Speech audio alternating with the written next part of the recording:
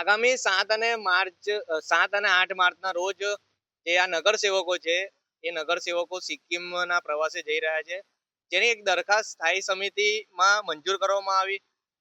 આ સ્થાયી સમિતિની અંદર જ્યારે કોઈ પણ દરખાસ્ત આવે છે ત્યારે જે સભ્યો છે એમનો વિરોધ હોય છે, પરંતુ આમાં આ દરખાસ્તમાં કોઈ વિરોધ ના કરવામાં આવ્યો. 22 લાખ રૂપિયાના ખર્ચે અધિકારીઓ અને કોર્પોરેટરો સિક્કિમ પ્રવાસે જઈ રહ્યા છે. અમારી મ્યુનિસિપલ કમિશનર દિલીપ રાણા સાહેબને અમારી માંગણી છે કે આ પ્રવાસ રદ થવો જોઈએ. આ પહેલા મહિલા કોર્પોરેટરો સિક્કિમ પ્રવાસે ગયા, એમણે શું વડોદરાને આપ્યું? એ શીખીને આવ્યા તો વડોદરામાં શું ફાયદો થયો એવું કંઈ જાણવા મળ્યું નથી. 2 વર્ષ પહેલા જે કોર્પોરેટરો છે ભારતનું નંબર 1 શહેર જે ઇન્દોર કહેવામાં આવે છે ત્યાં પણ જઈને આવ્યા. એના પછી બી આપણું વડોદરા 33મા ક્રમાંકે ધકેલાઈ ગયું, એટલે કોઈ પરિણામ જોવા નથી મળ્યા.